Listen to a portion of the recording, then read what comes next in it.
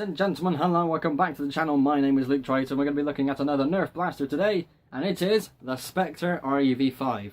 This is a spring-powered, 5-shot, cylinder-used, cylinder-fed. It's not magazine-fed, so I don't know what the actual terminology is for that. But yeah, it's got a cylinder, basically. This was originally launched before the Elite stuff happened, so this is actually a very old blaster. As you can tell, it was re-released in Elite colors, though the performance still says End Strike.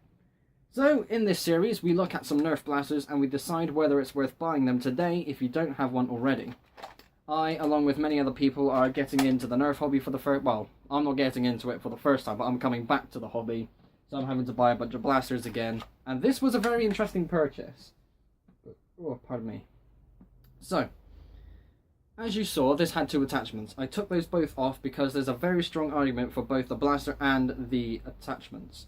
I'm going to go into this one first. So just before we actually get into it, mine is broken. I can move the cylinder in and out as much as I want to. This orange button is what you're supposed to press in order to open that. But again, mine doesn't work. I'm okay with that because I'll be taking this apart. But yes, this is a 5-shot spring action blaster. No slam fire because again this was really old. And it had a lot going on for it, and it was strongly compared to the Maverick. Remember, this was during the days of original End Strike, so the Maverick was the closest comparison. The Maverick also had a similar build to this, but the tactical rail was on the priming handle. So if you wanted to prime it, and you had attachments on there, you'd have to do some stupid tool hand nonsense just to get the thing to work. The tactical rail is now in front, so you can be aiming down your sights and have a good time. It had a barrel attachment point, it had a stock attachment point, which means you could build this up. Very cool indeed.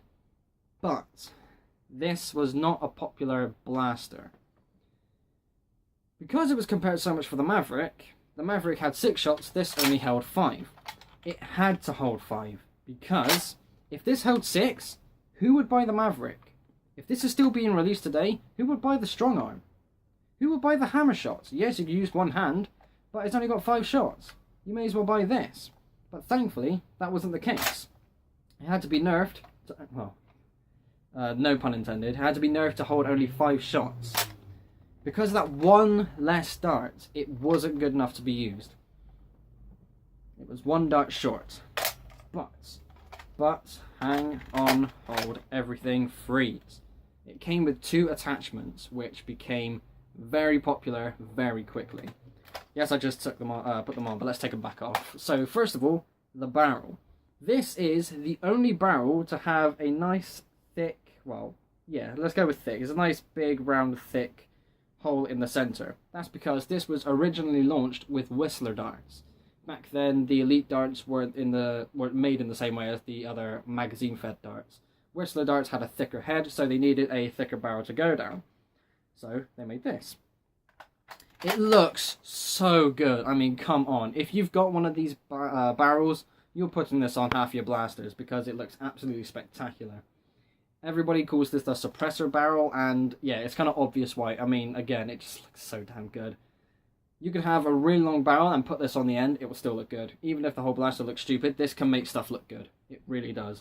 Speaking of looking good, this stock.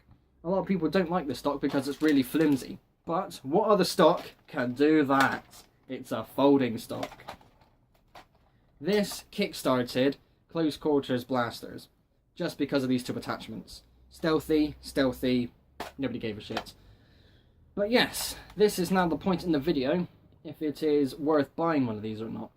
So we've covered everything. This is not a popular blaster, but the attachments are absolutely spectacular. I bought all 3 of these together for £10 online. That was the cheapest I can find this. Even, you know, all 3, the full shebang all together. Yes, the blaster was broken, but I didn't really care about that, as I've mentioned. But you're buying it just for the 2 attachments. If you see both attachments for a price that you're willing to pay, yes, get these. But don't waste your time or money with the blaster itself. There are better cylinder-fed blasters out there, and I, for one, would rather use a magazine-fed blaster.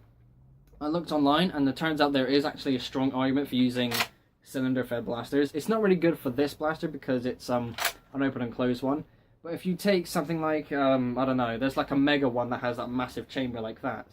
I don't use Mega Blasters and I don't really look it up, but you know what I mean. That's a big thing. There's a new one coming out as well. But yes, the whole point is, whilst you still got darts there and you're reloading, you've still got your barrel down range. So if anybody comes at you, you can pull the trigger and keep firing whilst you're still reloading, basically. With a magazine, you have to fully disable your blaster. You can't even apply that argument to this because you have to, again, fully disable your blaster in order to reload it. So, for what this is, for what the blaster is, it's deliberately bad. It had to be bad. But these two attachments are just so good. It was a very weird mix and match, and I can remember everybody making the argument of, I swear to God, like, I came in to Toys R Us with my friend years ago, about a week after this eventually came out. So we thought, yeah, we're going to go to, because there were two others, the Alpha Trooper and the Barrel Breaker all had their own exclusive releases. And we went, right, we're going to go to all the stores, we're going to get all three of these, and we're going to have some fun. And when he looked at the Spectre again, he thought, hang on a minute, that's only got 5 shots, I don't know if I want that now. And he stood there with the box, he's like this, with the whole box in his hand, there for like 10 minutes just thinking, should I get this? Because he knew exactly what I was thinking. Should I get this and this, but also at the price of getting this? If you see one with, if you see the whole shebang, then yeah, it's another blaster. But if you see just the attachments, then get those, because again, like I've said earlier, don't waste your time with this because it's just bad. It's not worth your time. So yeah, there we go. I've repeated myself for long enough. That is the review, well, not a review, it's a look at the Spectre REV-5. For ladies and gentlemen, thank you all ever so much for watching. Be sure to like and subscribe if you haven't already. I will see you all in the next episode. Bye.